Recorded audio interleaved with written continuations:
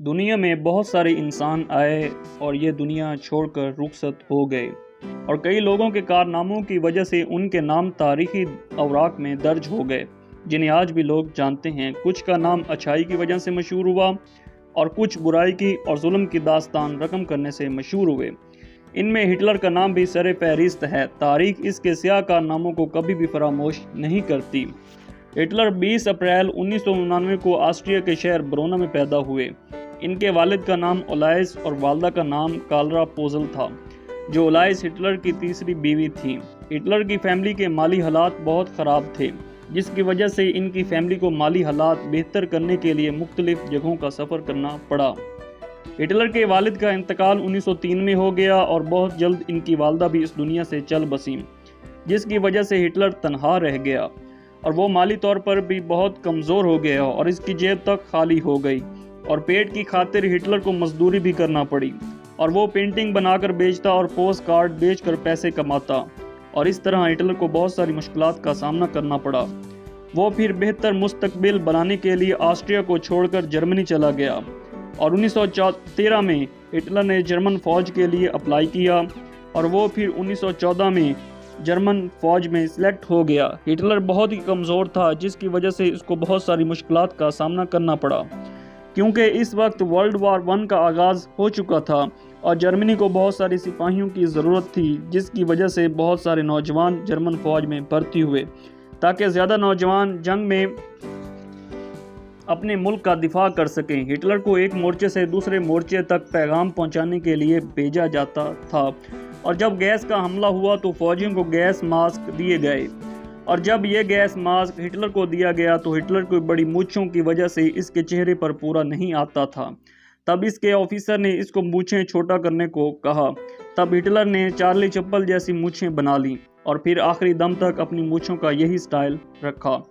کیونکہ گیس کی وجہ سے ہٹلر کی آنکھیں خراب ہو گئیں اور کچھ عرصہ علاج کے بعد ٹھیک ہو گئیں۔ ورلڈ وار 1 میں جرمنی کو بری طرح سے شکست ہوئی اور اتحادی طاقتوں فرانس، انگلینڈ، امریکہ نے جرمنی کے ٹکڑے کر دیے اور آپس میں بانٹ لیے۔ پولینڈ، جس پر جرمنی کا قبضہ تھا، وہ بھی ہاتھ سے نکل گیا، اور افریقہ کے کئی شہر جن پر جرمنی کا قبضہ تھا وہ بھی ہاتھ سے نکل گئے، اور جرمن بادشاہ کیسر بھی جرمنی سے فرار ہو گیا، اور اس طرح جرمنی سے بادشاہت کا خاتمہ ہو گیا۔ اور جب جنگ ختم ہوئی تو اتحادی طاقتوں نے جرمنی سے کہا کہ جنگ میں ہمارا جتنا بھی نقصان ہوا ہے وہ جرمنی ادا کرے گا۔ اس کی قیمت 1,00,000 ٹن سونے کے برابر تھی، اور جب جرمن حکومت یہ خراج کے طور پر اتحادی طاقتوں کو دینے لگی تب جرمنی کا دیوالیہ نکل گیا۔ جرمنی کی کرنسی مکمل طور پر ڈیویلیو ہو گئی، اور ایک ڈبل روٹی کو لینے کے لیے لوگ چھکڑے بھر کر لاتے، اور بعض لوگ تو لکڑی کے بجائے کرنسی کو جلانے لگے، اور اس طرح جرمنی کی معیشت بالکل تباہ و برباد ہو گئی۔ اور پھر 1919 کو ہٹلر نے جرمن ورکر پارٹی کو جوائن کیا اور لوگوں کے اندر یہ شعور پیدا کرنا شروع کر دیا کہ ہمیں خود کو آزاد کرنا ہوگا اور اتحادی طاقتوں سے جان چھڑوانی ہوگی، اور اگر ہمارا یہی حال رہا تو پھر ہمارا ملک تباہ و برباد ہو جائے گا۔ ہٹلر جب بھی کسی مجمع کے سامنے خطاب کرتے تو لوگ اسے بڑی سنجیدگی کے ساتھ سنتے، کیونکہ ہٹلر کا نظریہ جرمنی کو واپس اپنا وقار دلوانا تھا، اور اس نے جنگ کا سارا ملبہ یہودیوں پر ڈال دیا، اور اس نے لوگوں کو یہودیوں کے خلاف کرنا شروع کر دیا، اور اس کی تقریروں میں اکثر الفاظ انہی کے متعلق ہوتے، اور اس کی تقریروں کا احوال صرف جرمن یاری آریائی نسل کا پروان تھا،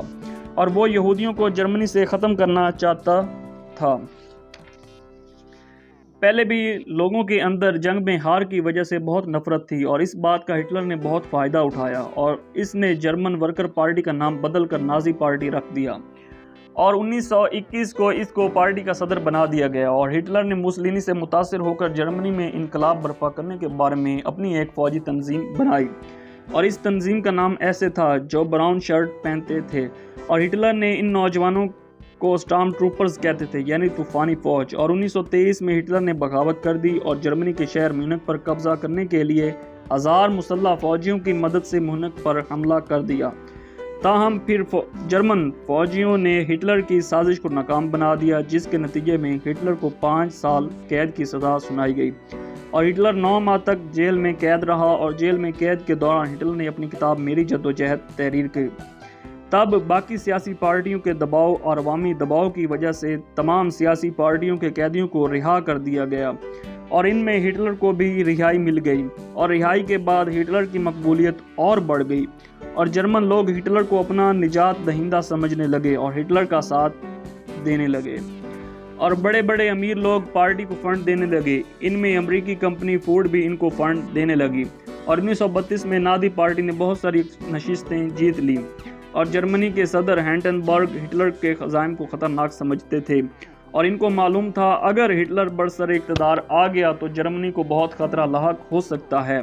और वो हिटलर को चांसलर बनाने के बहुत खिलाफ थे और उन्होंने बार बार इलेक्शन करवाए, लेकिन हर बार नाज़ी पार्टी बहुत सारी अक्सरियत हासिल कर लेती और मजबूरन 23 जनवरी 1933 को हिटलर को चांसलर बना दिया गया और हिटलर को पावर मिलते ही इसने अपने सियासी मुखालफों से इंतकाम लेना शुरू कर दिया और 1934 में जब सदर हिंडनबर्ग का इंतकाल हुआ तो हिटलर ने सारा चार्ज संभाल लिया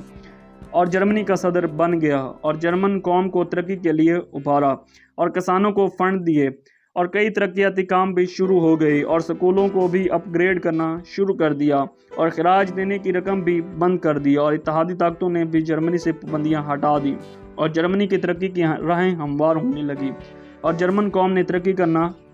शुरू कर दी और हिटलर ने बरसर इक़्तिदार आते ही यहूदियों पर जुल्म ढाने शुरू कर दिए। हिटलर ने 12 साल तक जर्मनी पर हुकूमत की। हिटलर का ख्याल था कि 1000 साल तक नाज़ी पार्टी का तसल्लुत कायम रहेगा, जो सिर्फ महज 12 साल तक